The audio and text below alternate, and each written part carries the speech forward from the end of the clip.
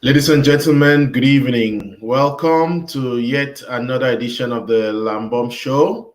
Today is Wednesday, the 7th of July, 2021. And as usual, we are back to our regular Wednesday schedule where we talk about African immigrants in the United States and their impact on both the development of the continent and the development of the United States. Sir Okpa traveled to Nigeria to bury the sister and came back. And last week I was not aware. So we want to welcome him back. And today it's a funny topic. What I put out is what Sir Okpa wrote. So we are going to be talking about racism.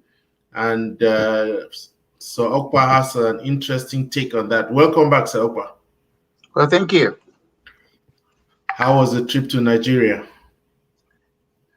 Well, it was good. Just like when you go from hell to heaven, there's always an adjustment. Are you saying that Nigeria is heaven? No, America is heaven, Nigeria is hell. You have to deal with the craziness on the road, no light, no water. Everybody's sort of like doing what it is they're doing. But hey, it is a country, some people live there, but I'm glad I don't live there. I'm sure you had since you at least there's one thing that you should have found interesting there that you normally don't have around. I'm sure you ate a lot of eba. Oh no. Oh, I told you the last time I ate anything that Nigerians call swallow was 1990. So 31 years. I have not touched that damn food. I don't eat it. I will never eat it. That's just a promise to me. For those who do, that's their thing. But no, I don't eat tissue. I don't eat ngwangwa. I don't eat all that stuff Nigerians, gobble down and have their stomach look like a mosquito that has sucked on their blood. I know what is not good for me, and I stay away from it. When it comes to food, I don't drink pami either. Wow. So you are not like some of us who have a craving for African food. I mean, you should promote African food, isn't it? No, I promote values that is good for me. I'm not going to be, because of tribal identity, choke myself to death. So that food hasn't worked for me. In fact, my wife, likes some of it. She goes for it, but I don't. Back in 1990 when I worked for FDIC, I made the mistake of eating it and going back to work. And I got over there. I felt like somebody hit me with a ton of bricks. I came back and threw out everything that has to do with egusi soup, or mono soup, and this soup and that soup. And I said, I'm not going to eat it again. I was done with it. So, I mean, it's not a craving for me. I never really even liked it when I was in Nigeria. But I ate it for a few years. I got here and I stopped. So it's just because it's not as if you have anything against it. It's just because it has not worked for you. Oh no, I don't. I mean, anybody who can swallow those things. When I see people eating it, it's like something from out of this world. I watch it, but I can't. When people are doing all that boom, pow, pow, boom, pow. I mean, I was like, whoa. I was like, 21 years of not doing that is a sight to see when people do it. I mean, but you know what? I think it's a staple food. In America, it may not work because back home, when people do that, it's heavy carbohydrate, and then they get up and they walk. It gives them energy. But if you eat it here and go sit in an air-conditioned air-conditioned office and environment, and you don't do any exercise, it's going to show. It's going to show. So, for me, just not the kind of food I miss, and I just, it's an intentional stuff. It's just like I will never eat Ethiopian food, where they all put their hands in one place and chop all that stuff. I will never eat it. I don't, when I go to Ethiopian restaurant, I just have a drink. I'm very kind of, I don't know. When I used to date, if I go to a restaurant and I see food in your mouth, I will lose appetite. So, Why is that so? so American women never wanted to have dinner or lunch with me because I mean I watch their mouth. If they chew food some kind of way that doesn't make sense, I'm like, oh, I ain't gonna eat again. So I mean, do you just hate everything African, or I don't hate. I just told you, just like in my car, I don't let people drink in my car. My kids, my kids when they were little, if there's a daddy, McDonald's or stuff, I pull into the restaurant. We go in and we eat, and we get back in the car. That's why today my car smell good because no food, no drink, no nothing. So if I date a woman and my wife now, the same thing. If I date a woman that's gonna, I will not date a woman that smokes. You know, um, and I will not let anybody smoke in my car. In fact, when I have people come walk on my yard, I make sure that they don't smoke on my yard. I say, go to the street and smoke. When you're done, come back. So there are certain things I know doesn't work for me. It's not everything African. I just don't like the food. It does not good for me. okay? In fact, when I go home, I just eat the vegetables. I don't eat any other thing. I don't eat bush meat. Some people love the bush meat stuff. I just like chicken and beef. That's it. Wow. Well, you have been here long enough. I'm sure you don't miss any of those stuff. But again, let's get to our topic of today, which is kind of something we have touched on before, but I thought we should focus on it today because there's so much talk about racism these days in America. And the topic that I put on for today is, should Africans be talking about or against racism? And you have a kind of interesting take on it, and I'd like to read it. Yeah. This was just a random conversation this morning, and you said, I will talk about racism / tribalism any day. Slavery happened because of tribalism. Africans who loathe each other captured their own and sold them. Europeans who loathe each other went to war and imprisoned the captives or killed them. Australia started as a penal colony, but look at them today. They have laundered their image and now a proud nation.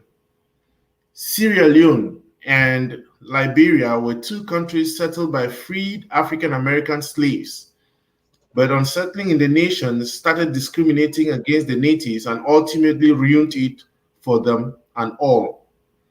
Australia discriminated against the Aborigines, but never lost focus on the price. There lies the core difference between racism and tribalism.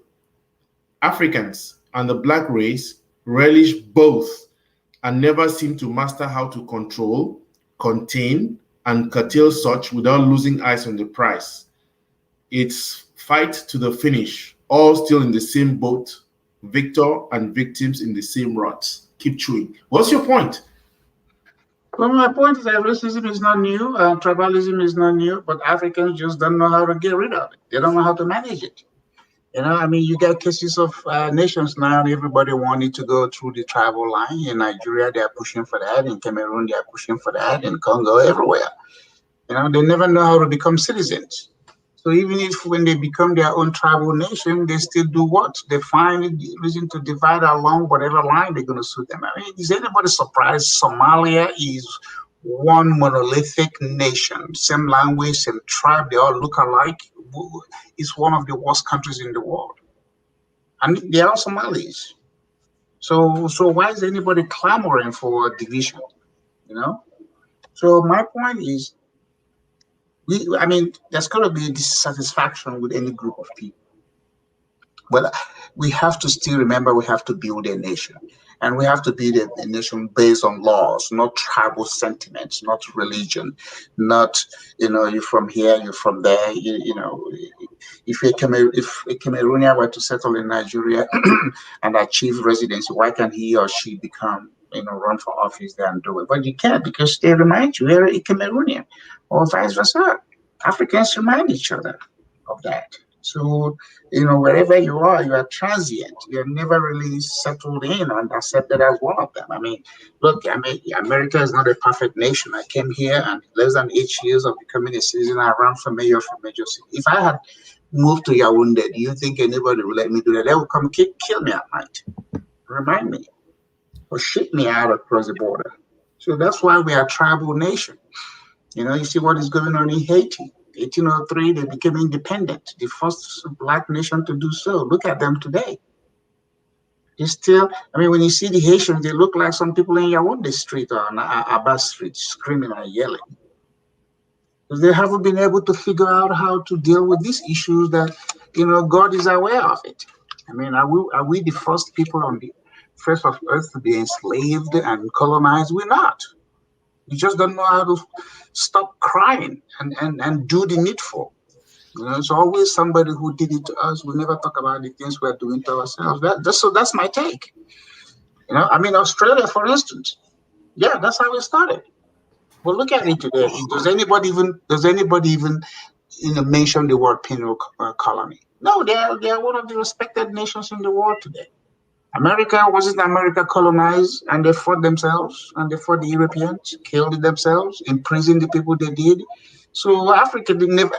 You go to Cameroon, go to any African nation and see how old is the oldest prison they have. They don't have any. It was the Europeans that came and introduced the prison system. So the way Africans dealt with the people they didn't like was to sell them or say, get out of the village. Africans never had prison because prison was supposed to give people opportunity to go in and think about what they did, and reform them, rehabilitate them, and bring them out. Africa never had that. They sold them. So it was tribalism. They were capturing people from other villages or tribes they didn't like, and they put them on the auction block. And we can't deny that. That's a fact. White people never sold their own. They made them indentured service. You see what is going on between the English, the Welsh, and the Irish. They never sold them. They just moved them somewhere. And after a while, I said, okay, fine, you all go and take care of yourself. And they did.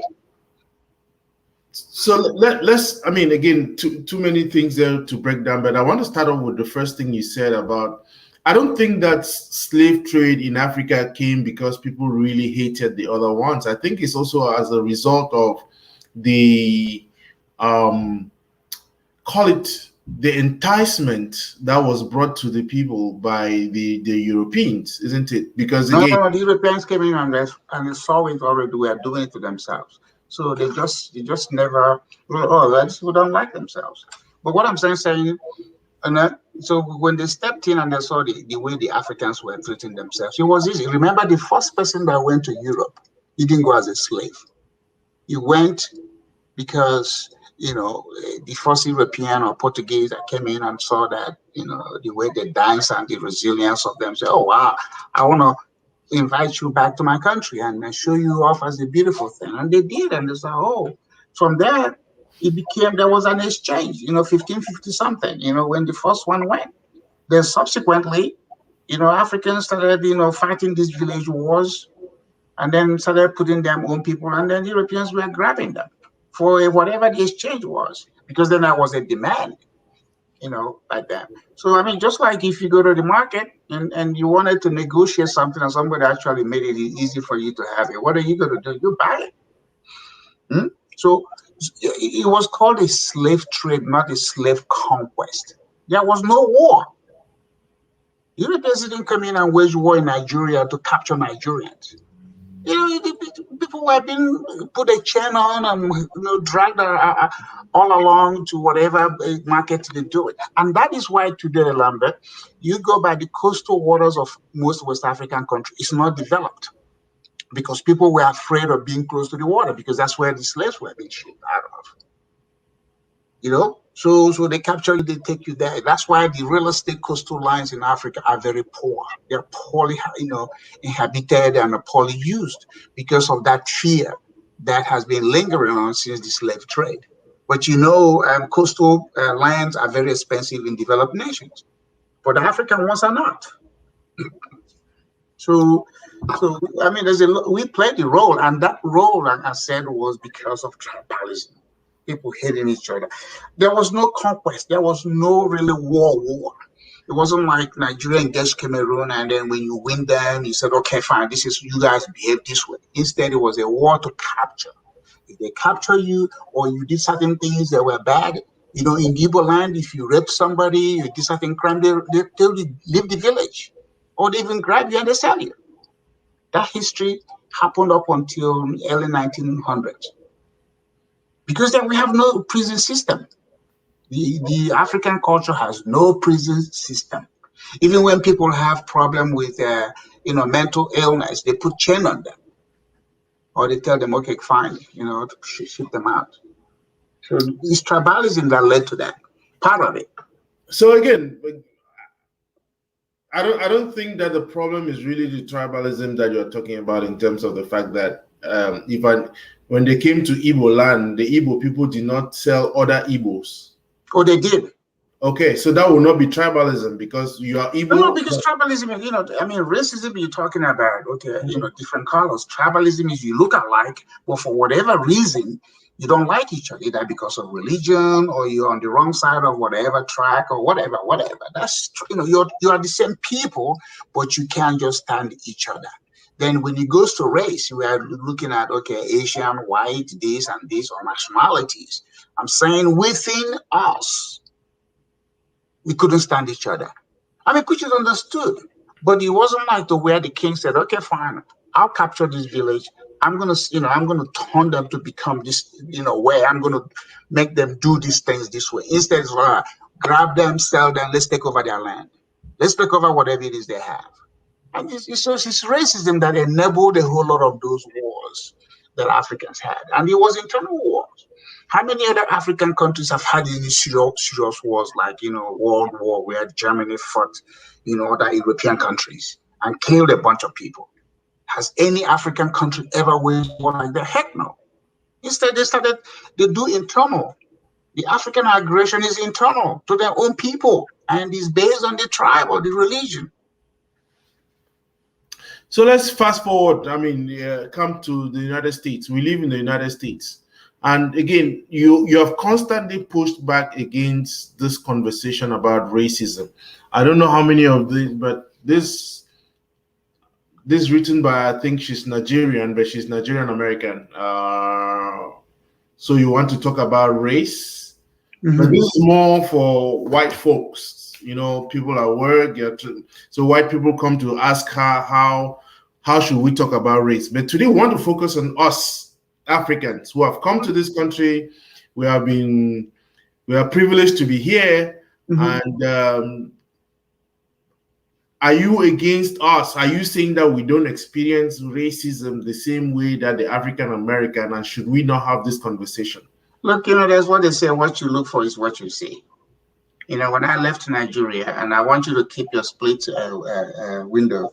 When I left Nigeria, before I left Nigeria, my father said to me, look, you go into a country where people are going to make fun of your name and your accent, a lot of things about you. They're going to say stuff about you. Okay? You have a choice. You can go, or you stay in Nigeria where people that look like you are going to stab you, they're going to kill you, and they're going to deny you any opportunity because you come from a certain tribe. So what do you want to do? And they say, when you get over that, don't call me to say somebody doesn't like you, because I'm your father. Sometimes I don't like you. Okay? So all of that it was to prepare me about what I was going to expect. And I did expect it. People have used the N-word against me. When I was in FDIC, remember, I went to work for FDIC, the Federal Deposit. In less than 3 years, I was in America as a regional appraisal manager. No Black person in Dallas-Fort Worth has held that position since I left it in 1990. Okay? So people came to my office. People didn't want to respect me. People wanted my job because they couldn't understand this African. And even at the time, Lambert, I was even a citizen. I became a citizen in 1995. Okay, but I was good in what I did, and I was a very confident guy. So I called in these 3 white boys who worked for me and said, I have a sense you guys want my job, but let me tell you something. You're not going to have this job until I give it up. I didn't even go to my boss to complain. I took on the fight. I said, you guys will not have this job, because I was interviewed for it and I was promoted. So I'm not here to make you feel good or like me. This is not the purpose FDIC is paying me.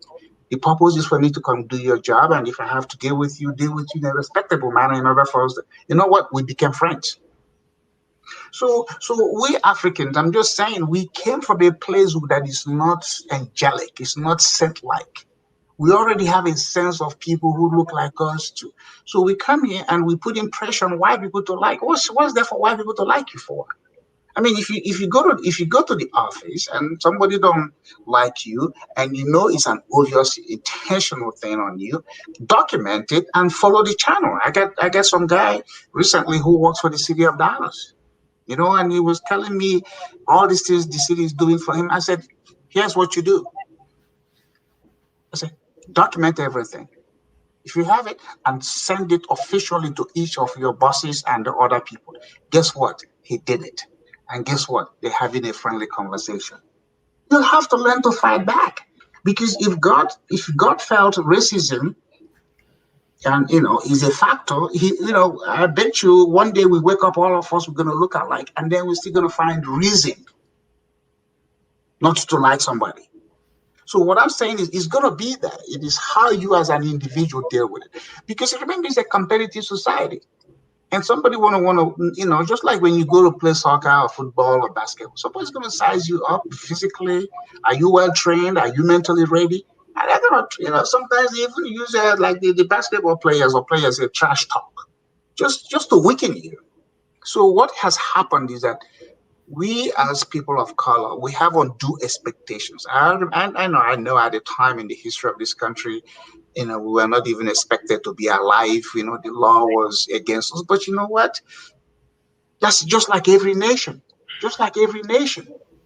In Nigeria, there are certain people in certain tribes. If you come from Calabar area of Nigeria at the time, even when we were all Eastern Nigeria, the expectation is like you shouldn't even have any job other than being a tea boy. In the office, all you did was bring tea to people. And these people are just as good and capable as the other person. But that's how Nigerians look at them.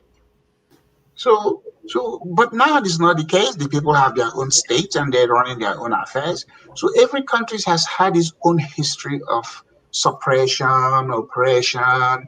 But you, the person that is being oppressed, you gotta fight back. But certain fights, is going to be ongoing. So America is not a perfect nation. It will never be a perfect nation.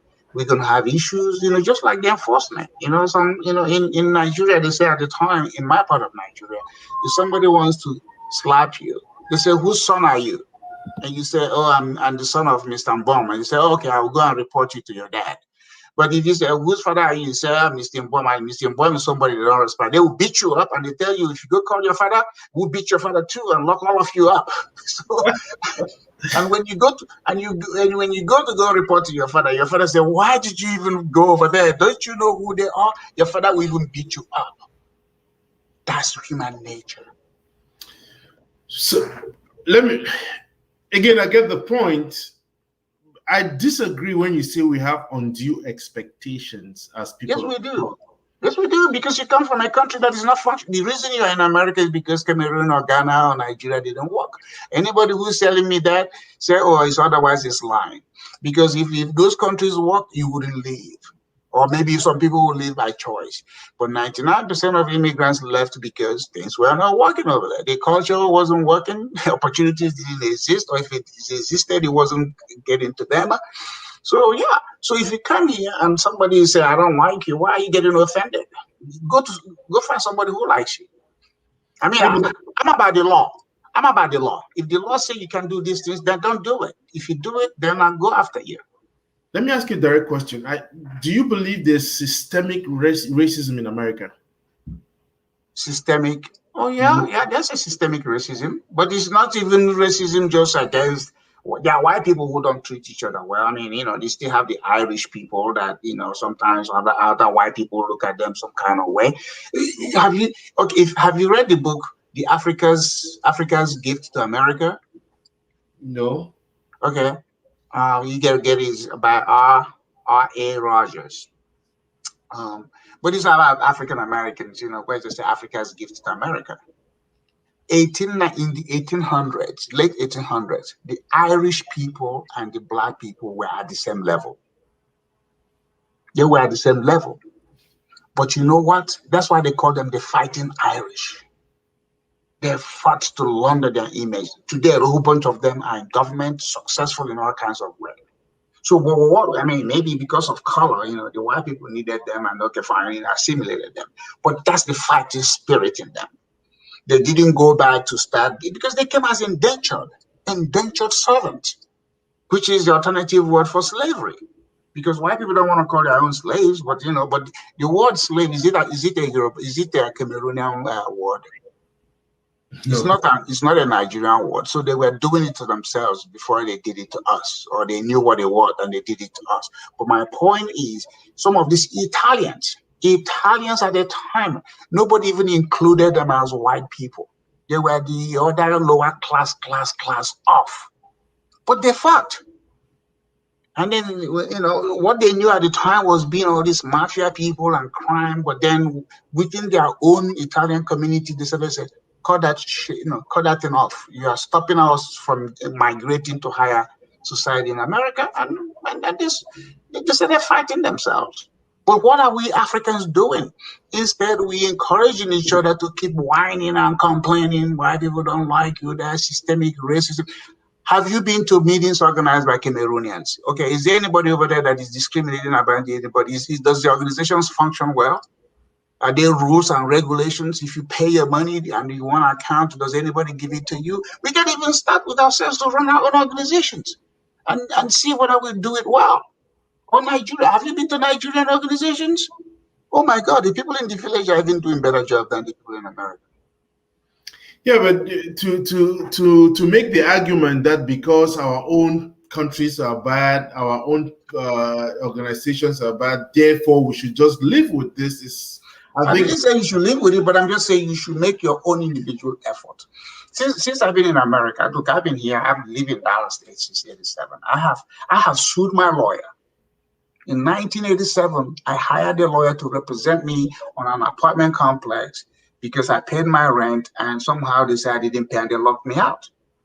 And I was like, hey, I produced my check after the fact and they said, okay, sorry. Guess what? I didn't take the sorry. I sued the apartment complex. And then I was even a citizen. Always remember 95. This was going on in 87, 88. And then my lawyer was colluding with the lawyer the apartment complex hired, to undermine my case. I took him to the Bar Association and I won. He apologized to me. I did it. And he came out and said, man, who raised you? Whoever raised you like, I mean, you know what I mean? I didn't go to Nigerian people to complain. I didn't go anybody. I took them on because I was right. What I'm saying is that all these things are going to be there. But what do you as an individual, do you have the information? Do you have the confidence? Do you even have the ability? Do you even know where to go to the next thing to make somebody who has injuriously affected you to apologize to you? So what I'm saying is America is like that. America is not a perfect nation. Zip code where you live sometimes gives them opportunity to say something about you. The way you dress gives them opportunity. You know what I mean? The whole lot of check things that when they look at you, they're ready to put you in some kind of group and treat you that way. If you go to office and you come over there and you have tattoos all over your body, they may not tell you anything, but they're not going to put you in the front office. If you dress like the Nigerian with a red cap, you think they're going to make you CEO? Oh, are you calling it systemic? No, go form your own company and dress the way you want. But in this environment, this is how we want it. So they may not physically say it, but they will do it to you. So the lady who is the former governor of South Carolina, Nikki Haley. Yes. And I attended an event she spoke at once. She said, you know what? When she came here, she doesn't dress like that. The Indian things they wear. Mm-hmm. She's Indian, born of Indian parents, born in America. She said, forget it. She said, I have nothing to prove to tell everybody I'm Indian and dress in a certain way. So you have to recognize the bigger culture, the bigger play. Nobody's going to tell you don't dress. If you go naked to work, they might hate you for nuisance and nudeness. But if you think you're going to carry a walking stick like Nigerians do and put all this other stuff and go to work, oh, sure. Let's see how far you go in that company or in that corporation. Go like that. But if you have your own company, go do it. But Don't show up in my own office. I'm paying you salary and dress the way I don't want you. I warn you. If not, I'll get you out or allow you to walk yourself out because you're not fitting into the culture. You're making people uncomfortable. So yes, systemic racism. We got to fight it with law. If I mean, and where the law comes in is in the sentencing. If everybody said, hey, don't smoke or don't drive. If you drive and get this thing, this is the law. If you violate it, boom, we hit you. But if individual companies, if I have a personal company and I have a preference who I want to hire, it's not racism. I mean, if I marry a Nigerian woman as opposed to a Cameroonian woman, is that racism? Is that systemic? It's preference. So sometimes we confuse preference with racism. If you're going to be paying people salary, you got to recruit people you think they're going to produce for you. So how come a lot of black people don't work for a lot of black people? Because they don't have opportunity to complain about racism. Have you ever noticed that? Black people like to go work for other people, so that way they can say, oh, the reason I'm not being promoted is because, they don't like me. It could be job performance. But they won't say it if they're working for a black company. They won't say that. Because now it becomes tribalism, So I think there's too much weight we put on it. And sometimes that thing affects our concentration for what other things to do. It does. I mean, you just suggested here that the legal pathway may be the way out, but I also think that the law itself is skewed in a certain fashion because the way it's written is written by, Hey, everybody's not going to, democracy is a very form of control government. Okay, when everybody votes, there's still some people that get into the room as board members and policymakers, and then they run the system, they run the show. So after you exercise your vote, that's why I studied the politics of business and the business of politics. Where do you stop? You don't just stop it by just voting. You got to continue to say, okay, now that we got an elected person, okay, now that we got somebody who's going to be our mayor, our governor, our representative, our president, okay, hey, whether we like the fact they won or not, we have to rally because they are now in a position to do certain things. But if we just go away and we say, oh, well, let's wait until our own person wins, then you miss out for the 4 years or 2 years they're in office. So the election, the campaign is over. Now we have a winner, whether you like him or not. I mean, didn't the Bible say it, even though I don't care about that such book? Give to Caesar what Caesar is and Jesus to what Jesus wants and everybody happy. So it's a dance, it's a delicate dance, You gotta be doing this until we all leave the earth. So law is passed in order to make sure everybody is exposed to the same law and the same punishment if they violate it. But we know the judges are not ghosts.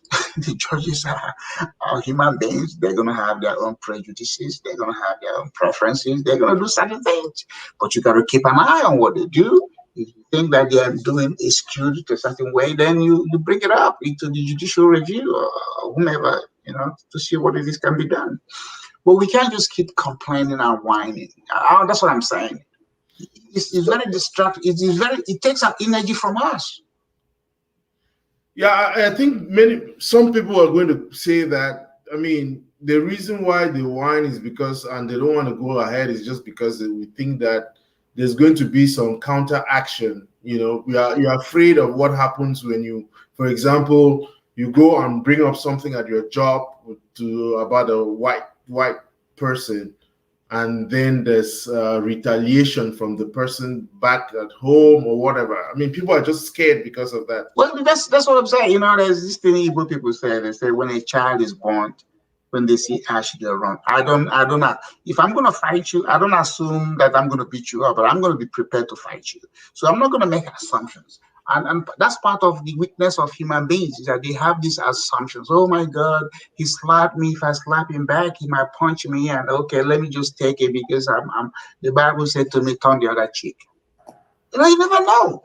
How do you show your strength? You show your strength when you are being abused. You don't get weaker. You don't let the person just keep doing it to you. And then you end up with assumptions after assumptions. And then they keep getting their way. No, the first time they did it, you may say, let me see whether this is a pattern or just one time. If it's a pattern, then you go to them. Okay, I think I've given you this example of, one white boy when I worked for FDIC. He just never could respond to me anytime I sent him in. At that time, he called in our office memos. Put it in an envelope and they move it around. I'm regional manager. He's an asset manager. So, I'm the guy in charge of a whole bunch of stuff. He just has a particular portfolio. I'm all over the whole portfolios. But I will send him something and then he will not even respond. He will take weeks or days. And I have to, his minute on something will say yes or no for me to go to the next process. And he just keep holding that memo. So one day I called him, he wouldn't answer. So one day I just went to his office, knocked on the door. And I said, hey, Clay, I'm here for this particular issue because I'm getting calls and I don't know what to say until he responds. He said, Edward, I don't even have time. I don't understand what you're saying. Like, my English wasn't good enough and all that. I wasn't mad. I wasn't mad. And I said, oh, yeah, this guy just giving me another opportunity to show him who I am. I said, hey, Claire, let me say this. I'm not here to want to be friends with you. The only reason I interact with you because we work for FDIC and I have a function, you have a function. And when I have two functions, meet, we see what we got to do. But here's Claire, you've always said this. But let me tell you one thing. I said, Claire, I went to college in Nigeria. I said, let's go take any academic test. I said, if you beat me, I'll give you $1,000 and I'll go back to Nigeria. I said this to a white boy. I said, if you beat me on any academic exercise, $1,000 in your pocket and I move back to Nigeria. I said, take me up on it. And then we'll publish our results on the company to see who did what. He said, what? I said, yes. You know what? He felt like a balloon that was punctured. I mean, I could have walked away feeling, oh my God, this white person, he doesn't like me. But I took him on right there with something that was intellectual. I said, if you don't understand my English, you're not an intelligent guy. That's what I said to him. I said, if you don't understand it, you're not intelligent. So guess what? When I'm angry, I don't punch table. I went in, wrote a memo, he got fired. Wow. And then he came back when he was being escorted out of the building. He said, hey, can he come and apologize? The security people walked into my office. And he says, I said, hey, good luck to you. I don't, when you step on my toes, I want you to say, hey, whether it was intentional or accident. If I have a sense it was intentional, I am coming back to stamp on your feet. Just to let you know, hey, you can't do that to me. So I'm not violent, but I will not condone any intentional act by anybody to disrespect me or disregard me. I will not condone it because I always lean on the side of the law. So an individual is taking an incursion on me. Oh, by the way, I'm not here. My father didn't raise a goat; he raised a man, and I'm going to let you have it. It has worked for me in America. When the city of Dallas, that could have been systemic racism. When I ran for mayor, I wanted to run for mayor. They didn't take my petition. They told me, we're not going to put you on the ballot. You can run just as a candidate, a writing candidate, where people go in and fill in my name, and at the end they count how many people. I said, no, I want to be on the ballot. He said, no, I sued the city of Dallas, 2003, and I won. So how many Africans would do that? Take on a big city. They will go everywhere. So it's racism and this and that. I share this information so that people could not fight in this country. Fight. That's how the Americans, that's how the Europeans came, took over the Native Americans. Did they negotiate with them? They took it over. So if you're dealing with them, you have to have balls. If you don't have balls, they push you to the side. And when you speak to them, look them straight in the eyes, and even if it's using an accent, tell them to listen. They will listen. They know when you're talking something that makes sense. So don't run away is what I said. But don't start the fight. But if you start with me, ain't not over. It will be over on my terms. So that's kind of that's great. I think everybody watching again, different instances of racism and different opportunities to be able to fight. And I just look at the legal side of it. Is also time. You know, you have too much time to be going back to courts. You also have these. If you have a case, let it be. You're proving a case. You're making a case. You cannot. You shouldn't pass up on an opportunity to let somebody know that this is not right. You shouldn't, because this is how this country started. Everything okay, fine. You know, black people shouldn't vote. Even white women. When did white women start voting? Was it not in the 20s? I mean, this is our wives and girlfriends of powerful men. They say, you ain't gonna vote. It's all about the men. So they were even discriminating against their own until the women revolted. The women, okay, fine, let's change the law. No society started off being such a hunky-dory, you know, milk and honey. No. Maybe people who want to die and go to heaven, I can expect that. But if it's human beings, no. There's a hierarchy. You know, the pyramid is in every society, whether it's socialism, communism, or capitalism. That's a pyramid. It's just a matter of what is the shape of it. So you have to keep pushing. And when you let people do it to you because you think, oh, it's going to be expensive, it's going to be, they keep doing it to you. So, you know, I'm telling you, I'm suing some company now for about something, you know. Would it take 20 years, 10 years? I don't care. But now they know. They say it because they've been sued. So I'm sure you know, because this is some aspect of the housing industry, about the lady who called for somebody to come and appraise their homes because they were black, and then they later on invited a friend who is white for the same house, and the value, the appraiser came and it was given a higher value. You know, I mean, these things will always be there, I know, and I'm just asking you that. prove it. You prove it. You know, I have an appraisal background. So if I think, you know, because now, first of all, you have to understand appraisal is an opinion. Okay, there's no science to it. You know, there's some element of, you know, process and structure, but interpretation of data can also be very subjective. So if you know, somebody came to my house and I think the value is $1 and they said it's 75 cents, it's up to me to say, oh, here's where you made the adjustment that should have been $1. A lot of people don't even know what it is. All of a sudden, every little thing, boom, is racism. Every little thing is racism. But you got to prove it. So in the case of an appraisal, which is, you know, a subject of opinion and data and processes, what you got to do is you hire another appraiser to review it, to give you the ammunition to go and say to the other guy, here are some things you got to make changes to. But we don't do it. Okay, I'll give you an example. Okay, in Dallas, Texas, you know, the transit authority was going to buy a piece of land in order to do their rail project, and then you know, they wanted a piece of land from in a shopping center owned by a black guy. They made the black guy an offer of $99,000. The black guy liked it because when he looked at what the tax rate value is, he thought he was getting a huge money. Somebody said, "Oh no, call Mr. Okpa. Call Mr. Okpa. See whether he can do you stuff." So the guy, black guy from New York, he called me and he said, "Hey man, you know, yeah, blah." I said, "Look, you could take that offer, or you could let me do what I need to do. So what's your choices?" He said, "Man, what are you gonna do?" I said, "You pay me, I do what I gotta do." Anyway, short story. He paid me. And then I went to a black lawyer. I said, "Hey, look, man, take on this case, represent this guy, because this authority, they need this land, they're going to pay." The black guy said, "Oh, I need a retainer, blah, blah, blah." I said, "Okay, fine." The black guy, when I hired a white lawyer, guess what? When my value came back, it was $500,000. Listen to this.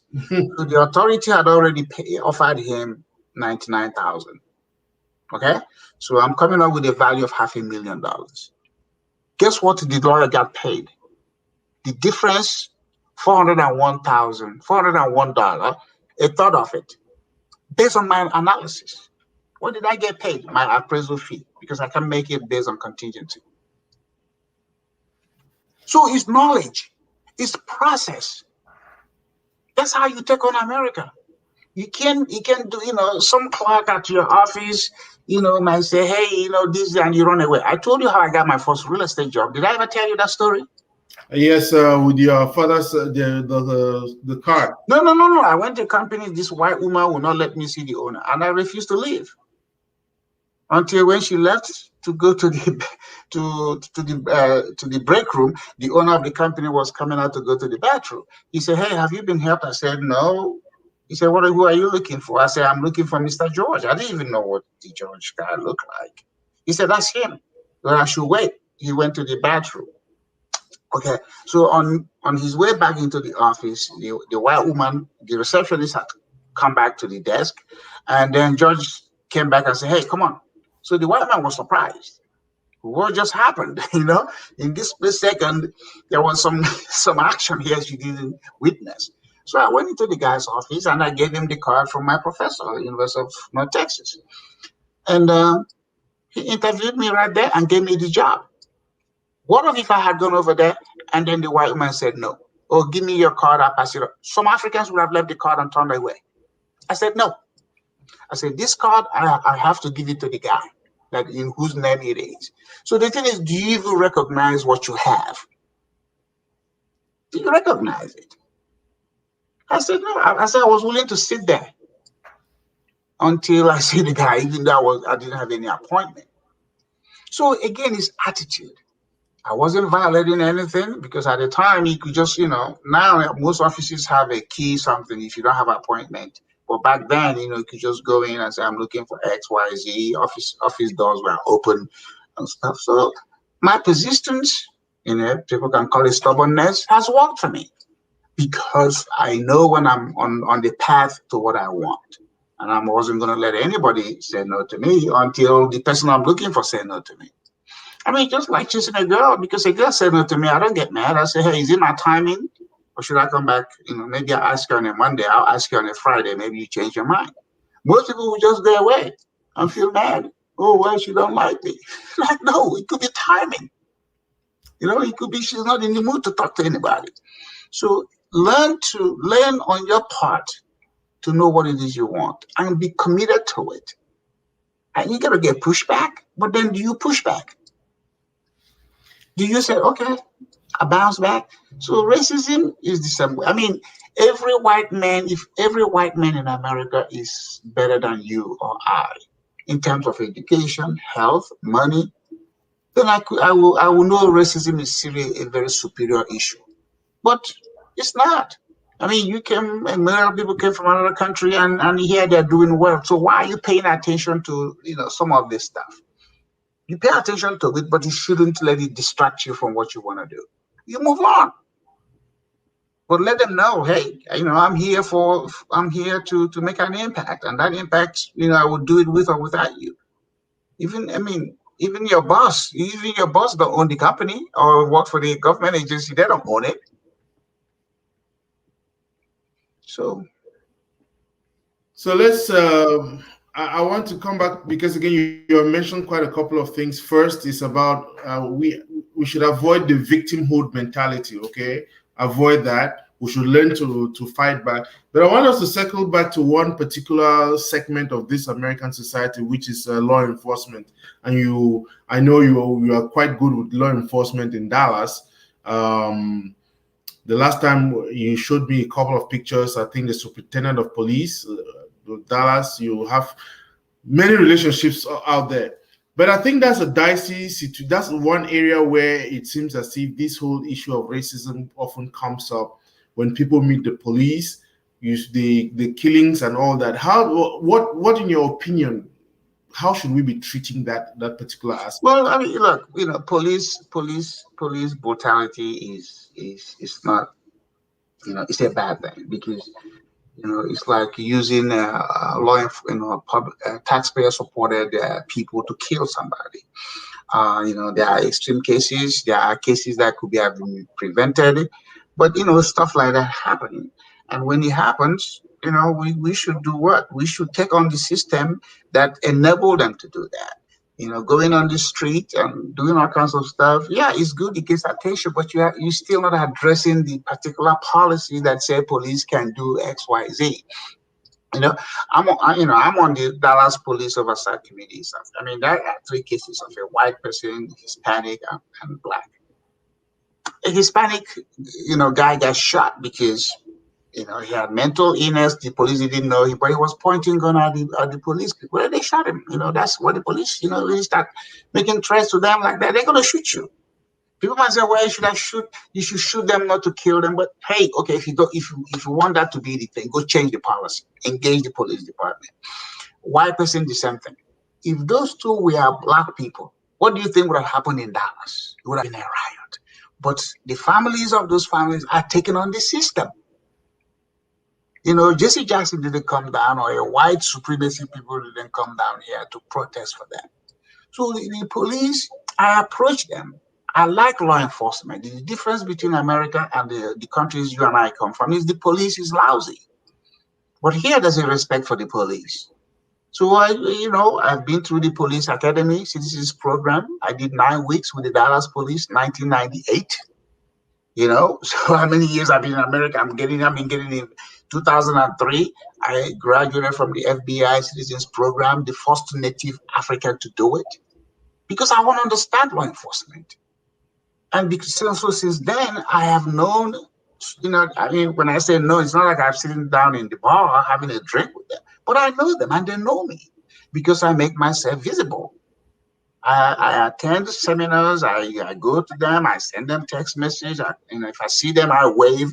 When I'm riding bicycle, I see them. I say, "Hey man, you want to ride with me?" Sometimes it's good. Some of these things is individual choices. Every police is not an enemy. 99% of police guys, for the time they've been on the force, they have never shot their gun at anybody.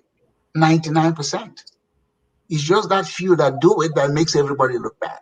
So I'm not going to throw a blanket on all of them. Some of them are nasty. Some of them want to exercise that power because they have the uniform, the badge, and support of the authority. So you have to know how to, it's a dicey something. But when you're nice to them and they root to you, then take them on. I have filed a complaint on police people. And I let them know, I'm going to file a complaint on you. And I'll do it. I mean, I don't even call a lawyer. I go in there, call the police department, get a form, and I fill it out. And they will respond. They may say, "No, there's nothing to investigate here." But the police now knows I am one black man. I don't run away. If I feel you have violated me, I follow up. So, police brutality is what it is. In Africa, we know it. The police in Africa is just, we know what they do and how they do it. So here, at least we have laws. Our police is local. Over there is state police, national police. Over here, you can take on the city, police chief. You go to the police chief and file your complaint, or go to the city council and make your grievances known, and they'll do something. So let's the African immigrants. All I say to you is, don't just come here thinking you're just going to trade hours for the dollar and send back some to your people in your village and build a big house. This is how you have lived the American dream. That's not what this country is all about. You got to come here. You got to be engaged. You have to be involved. You have to be informed about things that are going on in the community you live in. I mean, you live in Maryland. I probably know very little about Maryland. So, but when you live there, you got to understand all the things that impact your life. American democracy is heavy at the local level. The president is very removed from us. I mean, he's got the biggest microphone and cheerleading and all that. But your water is running, your road is built, all of that impacts you. Your daily life is your local council. So you gotta be informed of how they operate and what the system they have. I'm not saying, "Oh, this is why people, I'm here to make money and send money back home." And that's what a whole lot of people do, and that's fine with me. But no, I can't be paying taxes here, because when they lock you up, it's not your chief from the village that is coming to bail you out. It's not your chief. When they take you before a judge, it's not your chief that is coming to come speak on your behalf. The chief magistrate for the U.S. Northern District one time gave us a speech at the FBI office in Dallas, which I attended. And she said one of the things, there's a difference between families whose family members come to testify when their own person is being sentenced, and those whose family members don't show up. When I have testified for Africans, some Nigerians that are facing jail time. Character witness. It has impact. But most Africans don't show up. I have Nigerians, they do stuff here, they send money back home, and their people are going to the churches and doing Thanksgiving and thanking Jesus for blaming them. And then the guy comes back at the airport, is arrested for having done some fraud. And then the families don't show up. And the guy is sentenced for 10, 20 years. Can you imagine if the parents come and say, oh, judge, this is what happened? It can persuade the judge to during the sentencing to say, okay, fine. But we don't show up. Why people show up? Why people show up? They take on the system. We just sit on the side, look for Jesse Jackson or our Sharpton to come carry the placard and make statements on our behalf. What are they going to say you cannot say for yourself?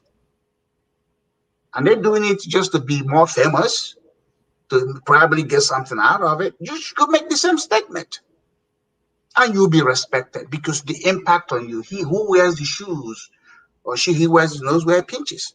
So why would you go to Jesse Jackson and Sharpton or whomever is the so-called black leaders? Lead yourself. Lead yourself. So I want to end up with where we started off today. Let me share my screen. And this had to do with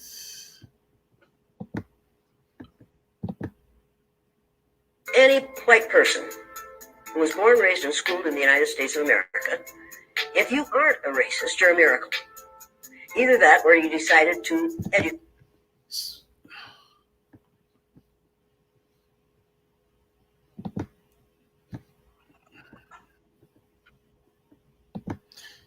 Would you agree that if the lady says a white person in America who is not a racist is a miracle? No, a black person in America who does not hate another black person, doesn't kill another black person is a miracle. Hey, you look at the number of black people that kill black people in America. Every white person is not an enemy, just like every black person is not a friend. So but if you look at color as an issue, it might be an issue. It is not an issue for me. In fact, when I look at my revenue stream, I make more money with white people than I do with black folks. White people will pay me. I did a transaction of $84 million 4 years ago. The guy, I forgot even about the commission. He called me and said, hey, you want to come get your check? A black person will not call me because that was a lot of money. He will think Edward forgot it and let me not keep it forgotten.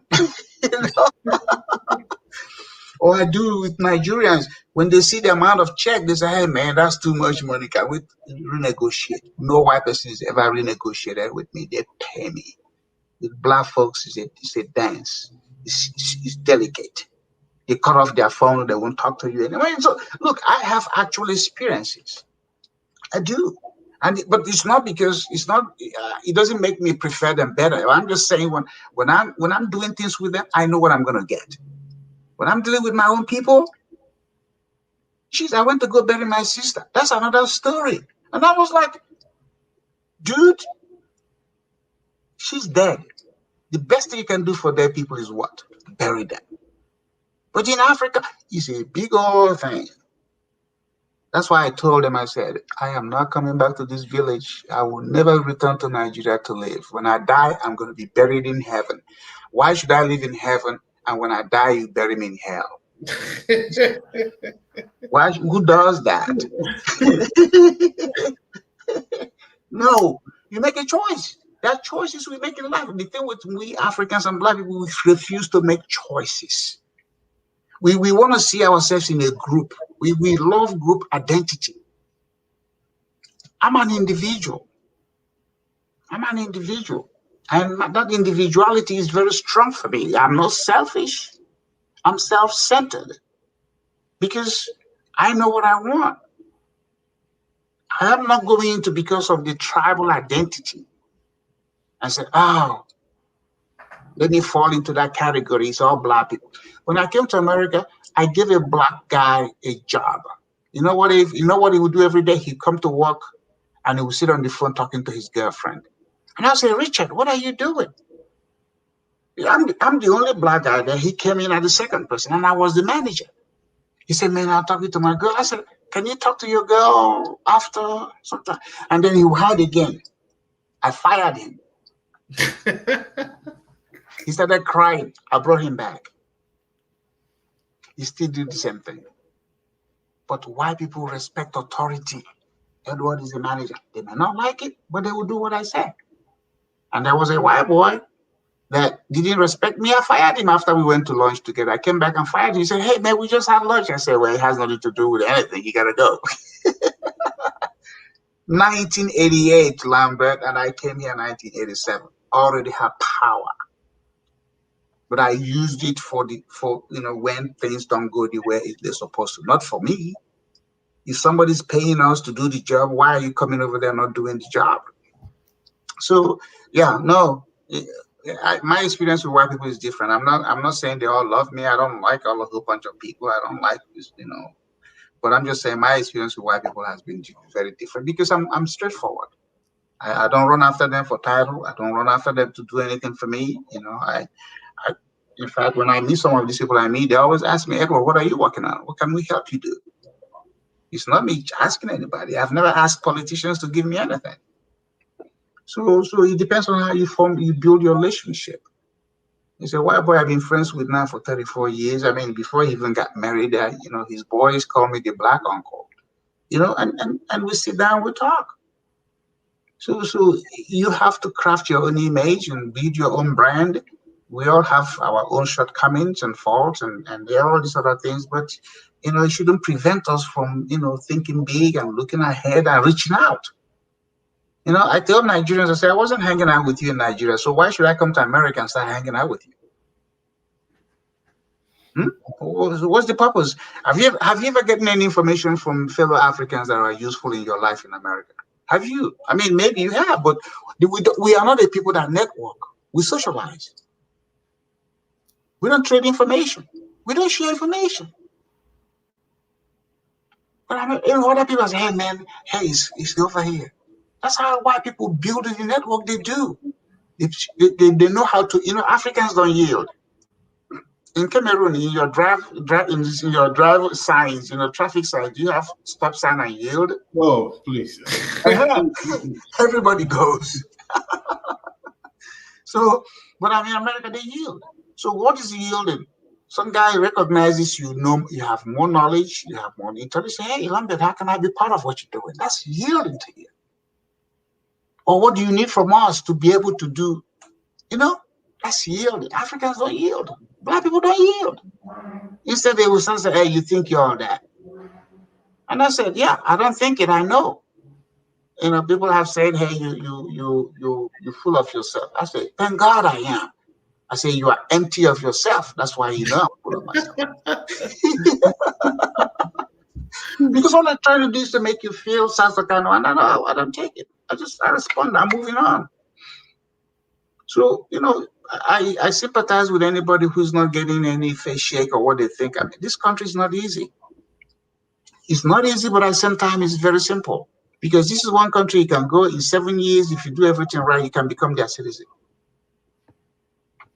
And once you achieve that blue passport, who knows what else you can do with it. But if you keep thinking somebody owe you something, your job owe you a raise. My first job in America, how much was I earning? $2.25 an hour. So in a whole day, when I would do all my work, I go home with $20. $20. And so after a few months, after I have done my probation, my boss called me and said, we're going to bump you up. And I was like, okay, maybe bumping up is double my pay. You know what the bump up was? A quarter. So I went from $2.25 to $2.50 an hour. 1986, 87. I mean, this is critical. This is America at the time. And that's what I said to myself. If I don't get into real estate in 2 years, I'm in this country, I'm going back to Nigeria. 2 years. I gave myself 2 years. I started networking. In 2 years, boom, I was in real estate. And in another 2 years, I said, if I don't get over here, boom. I set the goal for myself. I didn't go to my Umonna. I didn't go to Nigerian meetings to ask them. When I ran for mayor, some Nigerian guys who've been here before me called a meeting. They said, why are you running for mayor? Those of us who have been here, we didn't do it. I said, go to hell. I said, life is not how long is how well. I said, first of all, you don't even live in the city of Dallas. You can't vote for me. You're not going to campaign for me. You're not going to give me a donation. And you're going to ask me, why am I running for mayor? I cut them off. But I could have just, how the Igbos do it in Nigeria. Bring kola nut, bring cases of beer. Let's go talk about it. I said, talk about what? All of those things are tribal people. They want to do what? Control you. They want to put you, where they think you should be, so that they can be the king and the monarchies. I said, no. So since then, everybody shut up and said, oh, don't go to that guy. He's gonna stick it to you. I said, I'm not sticking it to you, but don't come in my dream. I want to live my dream.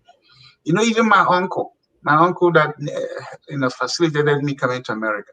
When I told him this is what I was gonna do, he said, oh no. In America, just keep your job and earn your money. I said, no. I wanna work on the job that I want to work on, not just a job. And when I got my first job, he was shocked. Because I never asked him how am I going to go about it.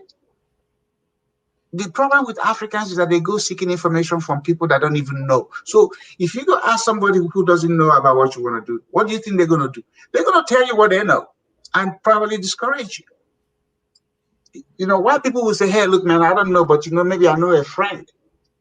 And they try to pass you on. But Africans will say, I've been washing dishes since I came. You want to be an engineer. Who does that? Why people are not going to hire you if you want to be an engineer? Go wash dishes. After all, it's money. That's why you have a bunch of people driving cab who have a BA. And they now feel good. Oh, well, I'm making money. But nobody left. Nobody left Cameroon to come and be a cab driver in America. They were thinking of something. So they're now in a default career, and they're beginning to love it. So all that years, you acquired all this college education, is wasted. If you're driving cab and making $100,000, you're not just as good as somebody who is an engineer making $60,000.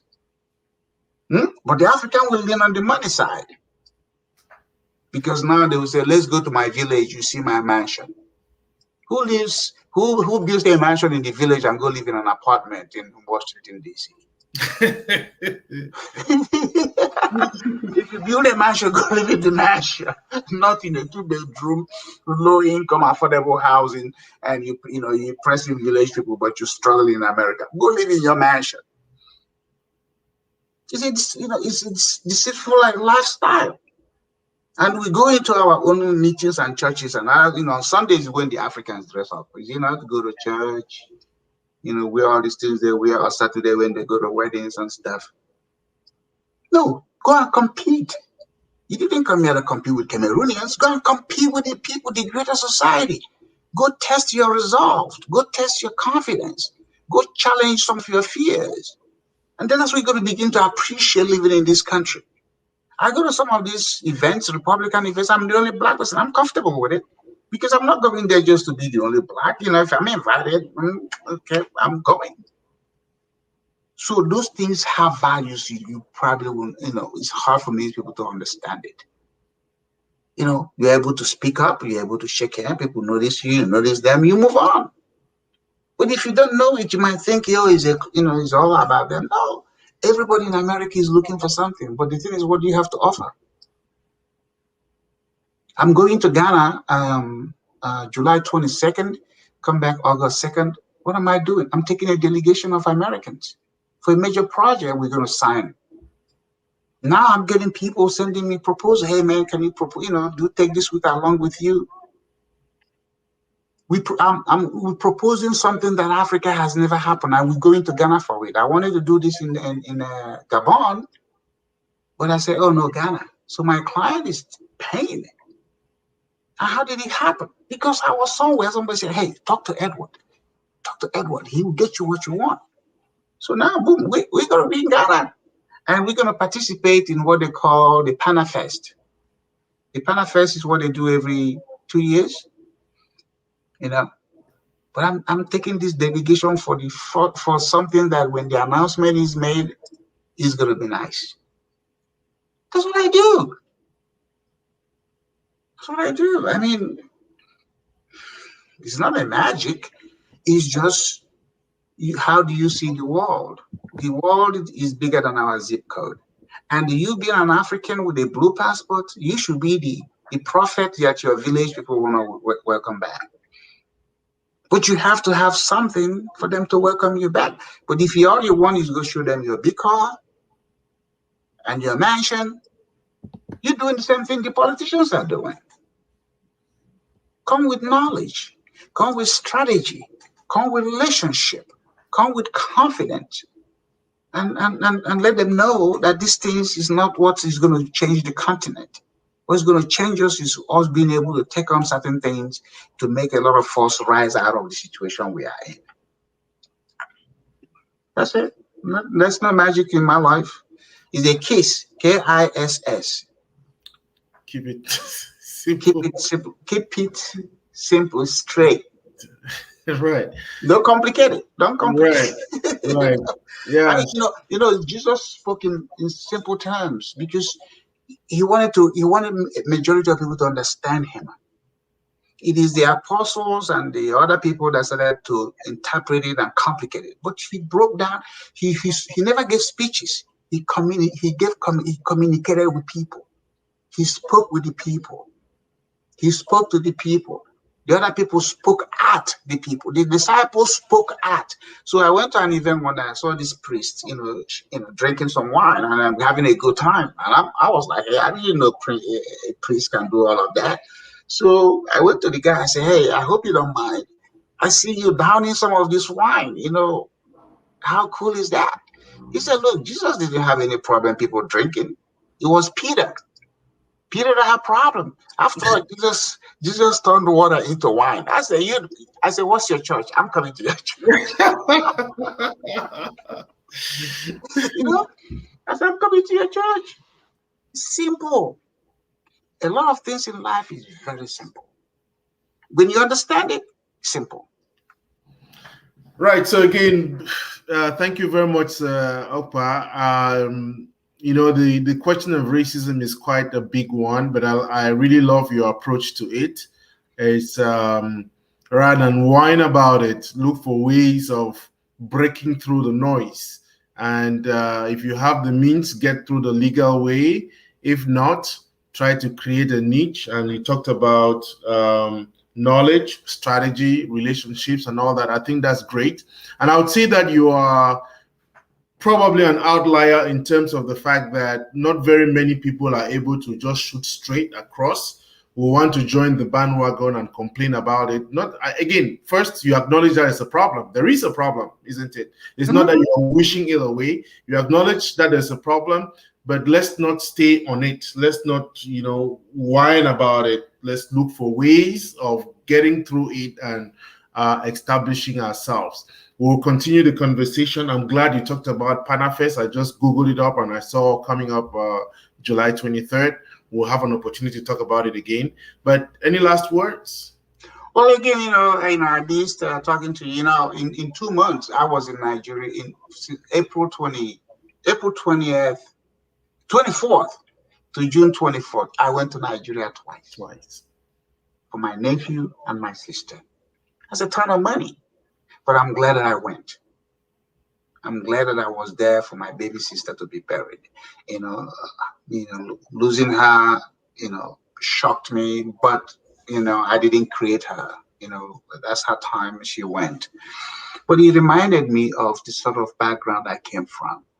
That in 21st century, there are a lot of things that we as Africans are bogged down with that prevents us from looking up, shooting for the sky. We can't change it. And I told him, I said, what will make you guys think after living the life I'm living in Dallas, Texas, I'm going to put my things in a U-Haul and come and live here? I said, it's not going to happen. I said, I will keep visiting to support you guys, but I'm not coming to be in this because my brain will go dead. Because we don't, as you know how you said, why people pull people out of their situation, Africans want to pull everybody the other way. So you spend all these years mastering ways of doing things better. You go to your village and say, I know your dad, I know your grandfather, you're a little boy, sit over here. You shouldn't even talk. So we have challenge as a people. And once we begin to deal with our own situation, other people will see it. I mean, other people will see it. And everybody, good things attract good attention. You go and see the things we are doing, and it just doesn't attract attention. Our leadership is weak. Our political people are not doing the job. Our countries are physically, unappealing because of the way things are. So everybody wants to have their compound with a big gate and security when they travel and all of that stuff. Everybody's not going to do that. So how are we looking at the 90% of the people? I mean, America, everybody's not rich, but you know what? That good road is available to everybody. So the rich man who wants to drive their Lamborghini and their Rolls Royces and Mercedes want the road built well so that you can even bring your Yugo, your Toyota.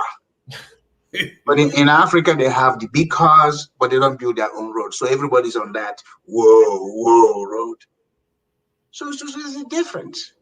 So, the last word is, just like I announced my appointment to the state board, now I'm announcing going to Ghana. I'll be happy to share with you what it is. But, since my client, I'm working for my client, maybe I'll have him on the show and we can tell you when we come back, because this is going to be the first time such a thing has been done on the continent of Africa. And I'm happy to be part of making it happen. I'm not saying he's going to put a ton of money in my pocket. I'm always expectant. I don't have expectations, So, but I'm going to Ghana, and it's good. That's what I want to do. I want to see an African country. I could have taken this thing to Nigeria, but I said no. The drama of Nigeria. No, I'm going to Ghana. I wanted to take it to Gabon, but language challenges and get into Gabon. So Ghana. Here we are. There's a government agency already preparing for us. You're going to do all of this stuff. They're going to provide official car for us and all this. Hotel, we're going to pay for it.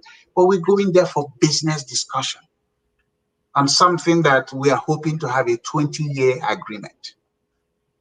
By then I should be able to, still have maybe a little girlfriend in Ghana that will, when I come, you say, hey, uncle, how are you?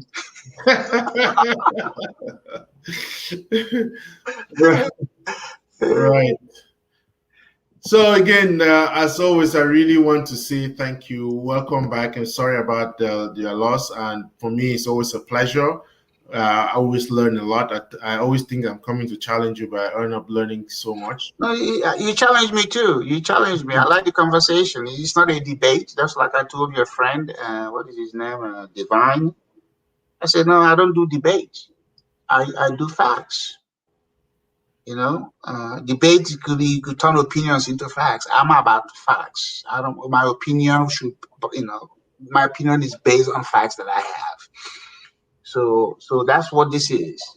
Let us keep having conversation, but let it be factual and let it be objective. Let us be the ones inspiring and encouraging ourselves. I ran for mayor, I didn't win, but it doesn't mean another African cannot run and win. But at least I ran in a major city in less than 8 years of becoming a citizen. No immigrant has done it in Dallas in the past 50 years or so. Okay, you say record.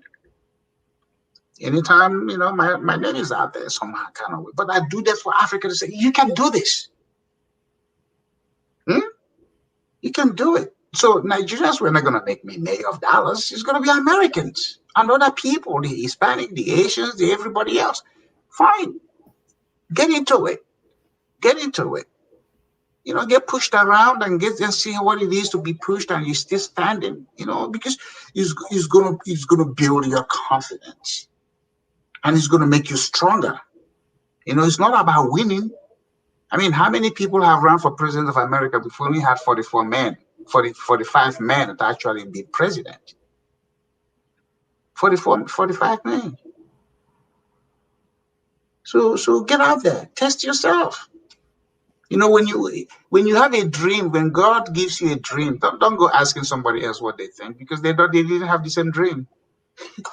Go for it, because people will interpret the dream, you know, the way they thought it is. So don't share your dream. Just keep doing it. I'll say, hey, and it's what I'm working on. So a pleasure all the time, and I appreciate the opportunity to chat with you. And we'll keep learning. Absolutely. Thank you very much, and I thank those who are watching. Thank you for another engaging conversation. And Sir Okpa, I look forward to next week. We'll get into something more concrete besides racism. Thank you, and all have a good evening. Yes, sir. You're the master of your art. Thank you.